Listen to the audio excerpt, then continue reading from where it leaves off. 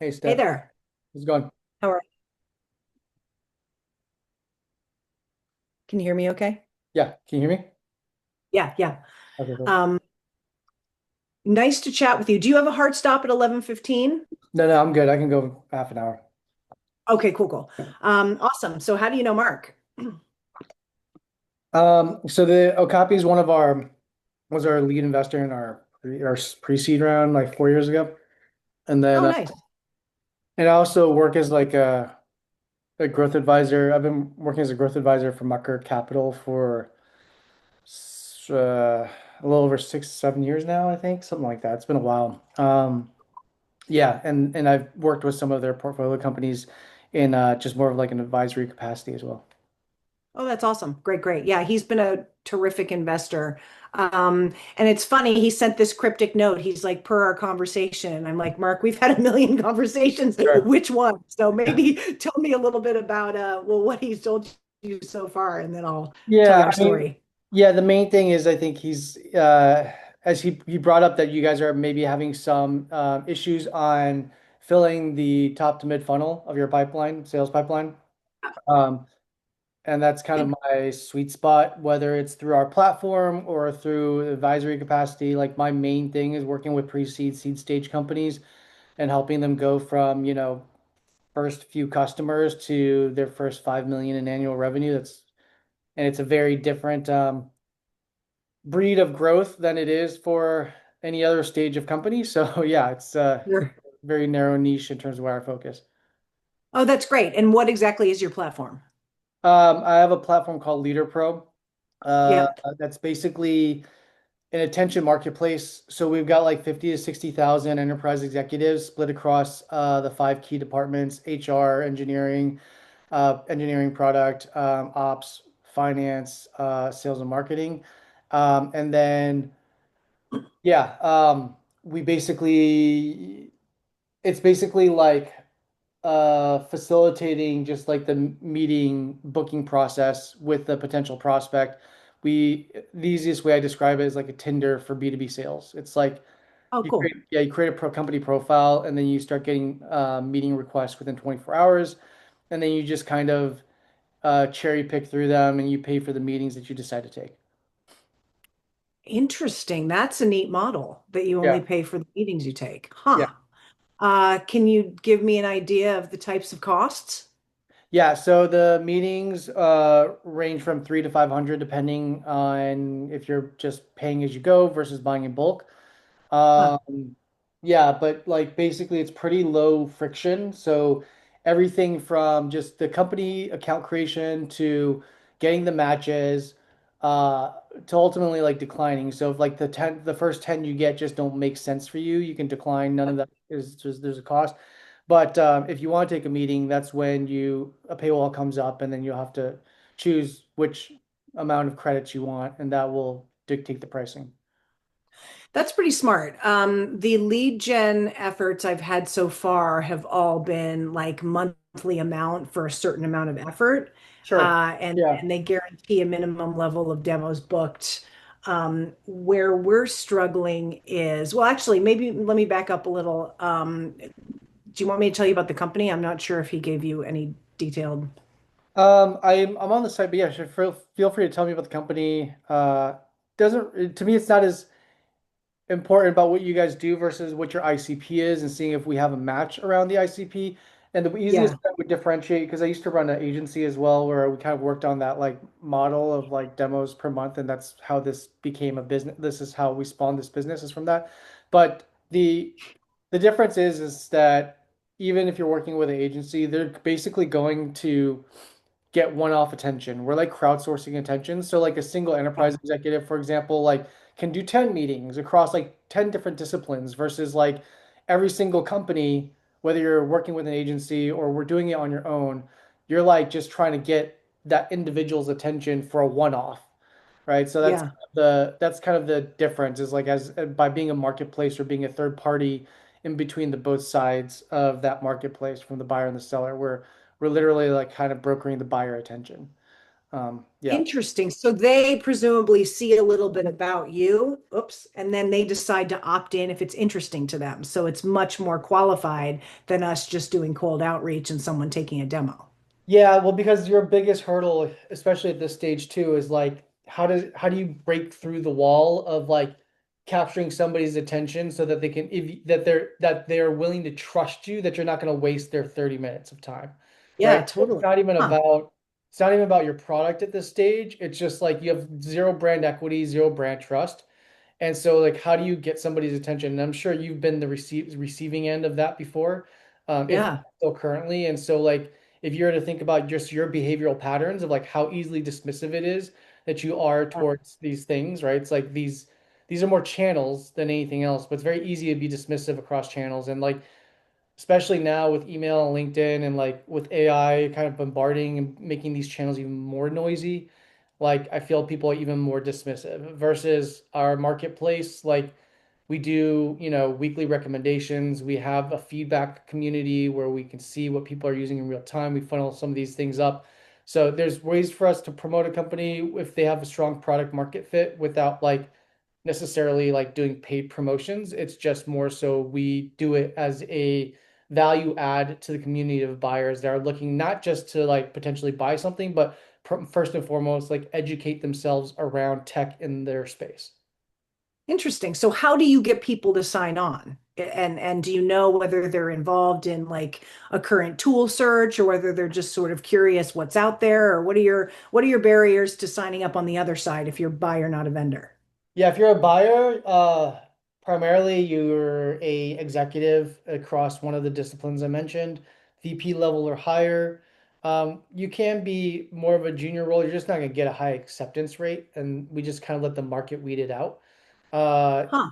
so yeah, I mean, the ones that we have a lot of different channels that we use to attract those buyers, but basically they are compensated for their time in exchange for also feedback around how that demo goes, right? So you see the ones that do really well are the ones that have strong product market fit and then also have like a strong sales team, right? So it's like you just need to get in front of a Yeah. person that on paper fits these criteria, right? So whether that's like LinkedIn, demographic data with a combination of qualification questions or like, a way for you to qualify what a sales qualified lead is. Hmm. Um, it's just a combination of those things. And I think the thing to keep in mind is like we can't make miracles happen. The reality is that your TAM, only 3 to 5% of your TAM is actually ever in a buying pattern. So Right. you have to look at it from a combination of like, look, this company, this is an individual that's like fits my ICP and also the target persona. They're probably not going to be buying right now just because they might be looking at a budgetary decision, blah, blah, blah, next quarter, but like Yeah. I want to build the relationship now, right? And so that's the ones that know how to navigate through that, Yeah. and then also know how to ask the right questions to drive urgency. Those do really, Yeah. really well. And that's a That's blend interesting. Yeah.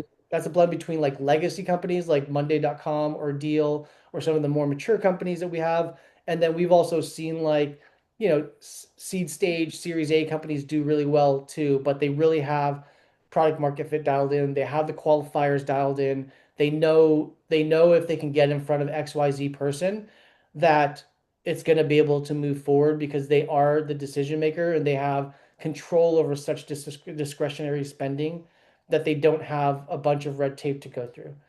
If your Interesting. demos are like over 30 minutes, if your demos are an hour long and you're trying to, cover like 100 features, that's not going to bode well.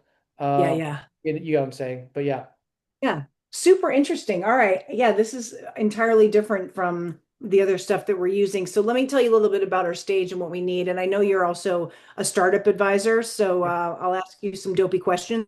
yeah, we're good. Probably love your advice. So would describe us as just starting to creep up on product market fit. Yep, We have a complex product, took us a while to build it, had some false signals in the marketplace around things like auto documentation, which was printing demos, but not closing any deals. got it. And to give you the nutshell on us, We capture full stack session recordings that have everything that happened related to a bug or an issue. Yep. So, unlike front end screen recording tools that can just show you API calls and the public stuff, or digging through your APM tool like Datadog to find all the backend traces and correlate them, we grab all of it in one place in a simple snapshot. Got it. So use cases would be you are the team that supports an internal enterprise app. It crashes. What do? You go to intercom, you share a screenshot, you're trying to co-browse with somebody in IT. We can actually give you this whole snapshot, send it to them. They can send it to an AI because we plug Yep. right into Cursor Windsurf, fix it that way. You can have a human fix it, whatever you want. We also have the capability to annotate the full stack session recordings and feed it into your AI while you're developing. So instead of interrupting your flow, you can also use the full stack session recordings to build new features, to develop prompts, to continue to code, those types of things. Um, Other scenarios would be just garden variety bug fixing Okay. when you're testing in production. If you're using a testing tool like a Cypress or a Playwright, they can tell you your test failed. They can't see why. Yeah. So for months, we were kind of duking it out against the APM tools, and Yeah. people were Yeah. like, okay, I get it. So we capture everything that they do, plus we add some really meaningful stuff like request response content and headers, and we correlate it, which they don't.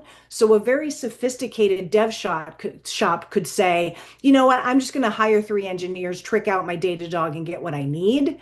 But the ones that are like, absolutely not, I gotta go fast, they get where we sit. Got it. So it took us a while to find that.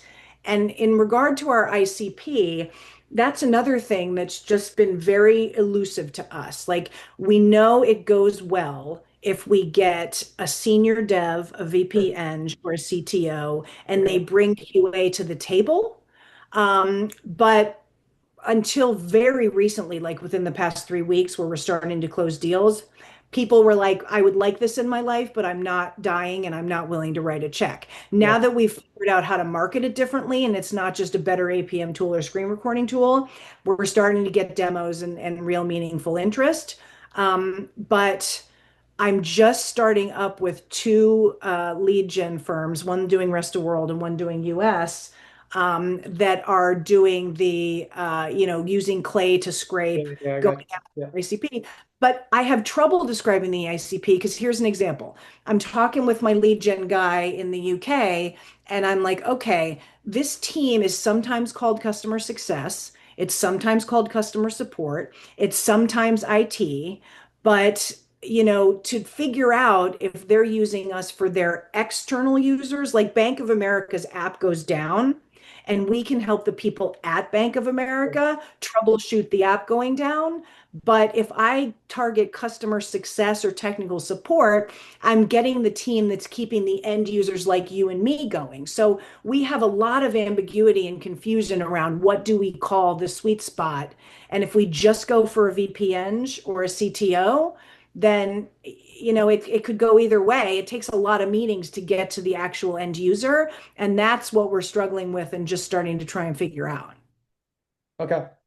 Got it. So if we used a platform like yours, and I can't tell you go after customer support teams carte blanche because we don't know whether they're supporting the external third party end users or Sure. the internal users, like do you also offer guidance on how to describe and target the right person to get to? Because that's an area where we need guidance. We're not quite ready to Yeah. just I throw get what you're saying. ourselves in the marketplace. So what I would do is just so you can choose the various ICPs right now. So you can do it generally speaking where I would just choose a wider audience versus a less like a more narrow niche audience. And Yeah, by doing that, at least you can get in front of them and have the conversation, right? And that might help the lead gen agency, like when you figure out like, all right, actually that's not a good fit. That's on our hypothesis that just didn't match. And you yeah, have 3, 5 conversations with that specific type of ICP that might, I mean, obviously to me, like I think it's as equally important to be able to um, delineate and then disregard certain ICPs as it is to like validate certain ones, right? So, right. yeah, so I mean, I would leverage, we do see a lot of companies leverage it for that purpose. We see larger companies that, are adding a new feature that's going to allow them to go more product led or more downstream. So they're trying to test their messaging or their sales process using our Huh. platform for that, where it's just like opening up to a brand new ICP. So there, yeah, I would say in that aspect, it would be pretty straightforward.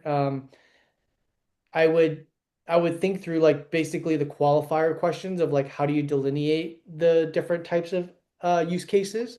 But that's pretty easy. I mean, it's not that difficult, and we could set up a version for you, and then you guys can review and edit before you publish and all that stuff. So that's also pretty Yeah. straightforward.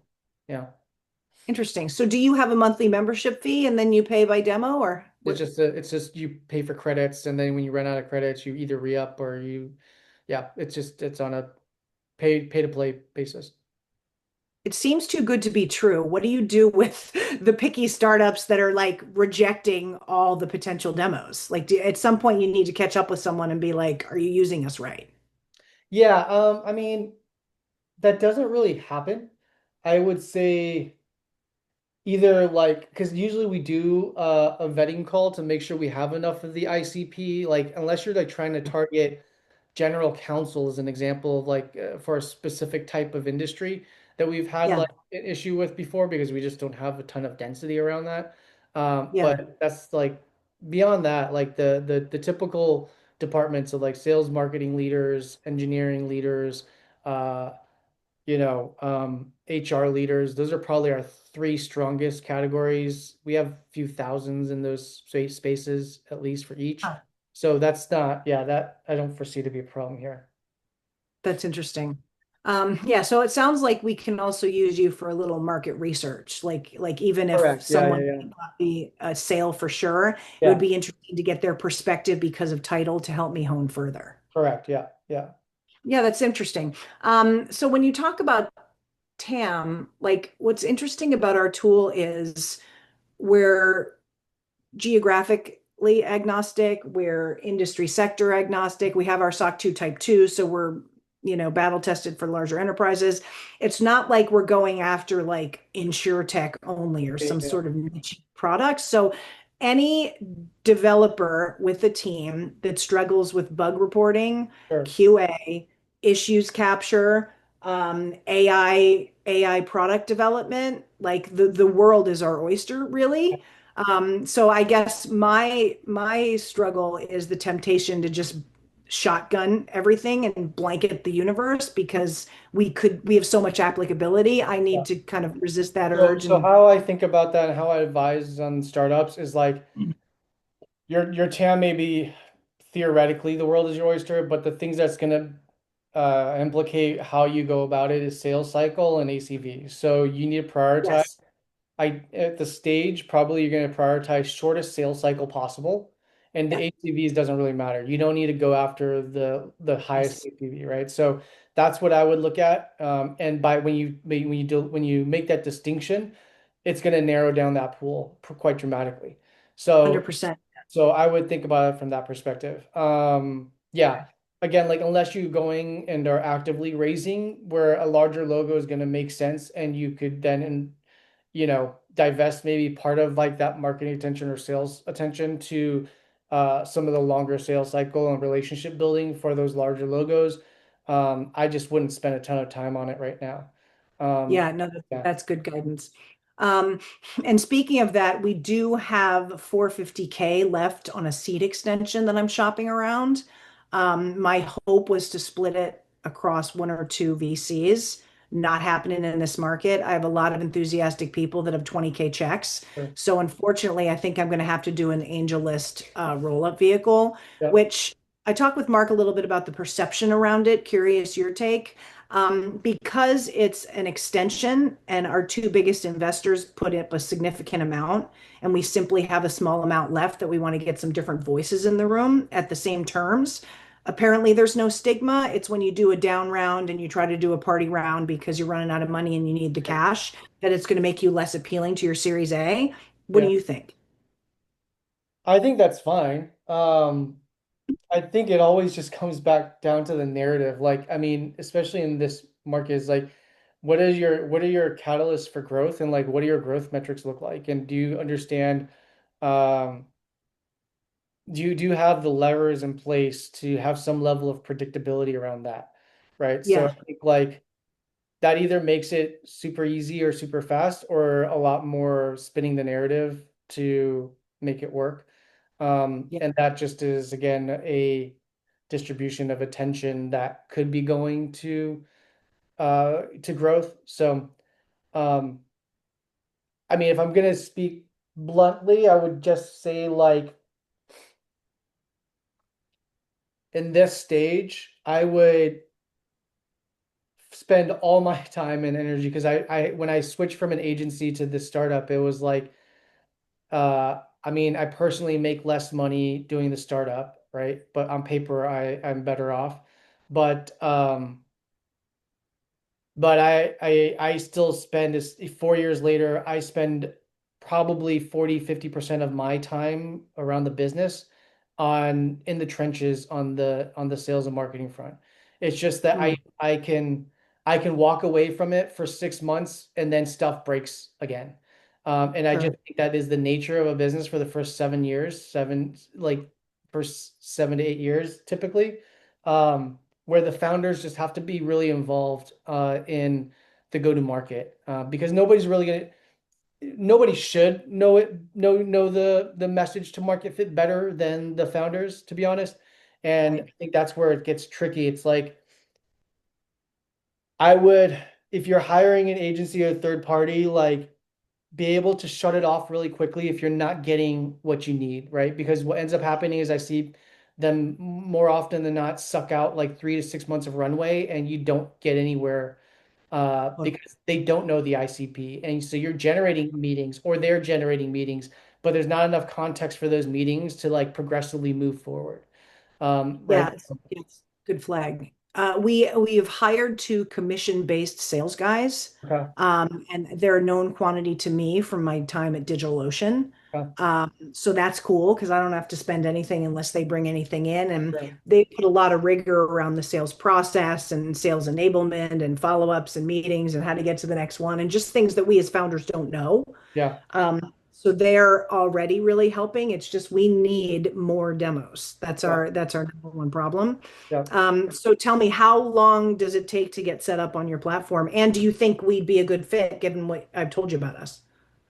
Yeah. I mean, based on your ICP, we have few thousand at least, like probably 5-6 thousand that would match that senior engineers. Again, if you want to be more narrow and more selective, you can do that. Um, yeah, I mean we can have somebody create a profile today for you guys to review, and then it's just up to you of when you want to publish it, and then you'll see demo requests within 24 hours. It's pretty straightforward. You know what? Let's do it. Okay. Yeah. Sounds like I mean, normally I don't commit immediately to a vendor in 20 minutes, but I think since you came in through Mark, you're pre-qualified to, Sure. not be a dud. So I'm psyched. It sounds really good for us. Yeah. Yeah, I mean, to be honest, we close like 90%. The only times we don't have them at least like set up their company profile is just when we don't have the matching ICP. So yeah, Yeah. it's pretty straightforward and it's low risk. So I'll have somebody on our team do that. And then they'll forward you the temporary credentials and just go in and review it. It's pretty easy. Sounds amazing. Yeah. And what's your recommendation for a company as small as us? Like we've been doing founder-led sales Yeah. because we know the product. We're selling to engineers, so they like talking to the CTO and not some Sure. slick sales guys. Yeah. Yeah. Um, so I have been putting one of my commission-based sales guys on the call with us. Yeah. So Yeah. it's me, Sure. CEO, my co-founder, the CTO, and then one sales guy who has sold his whole career to Sure. developers, so he gets that they hate Yeah. Yeah. salespeople. That's kind of the three of us that are showing up. Do you think that's a good personnel mix? Yeah, I think that's great. I mean, um, I just look at it as this balance is like the more the more logos you get and the more social proof you get, the more that the founder can walk away from the sales process. Does that make sense? So it's For like it's sure. this teetering balance, right? But it's like if you have zero, if you don't have any logos that's worth mentioning, or it's like you don't have any brand awareness or brand equity, you need to leverage the founder-led sales as like the primary driver for building trust. right? Yep. And then as you start acquiring, because due to the founder-led sales, and you get more traction, then you can slowly walk away a little bit at a time.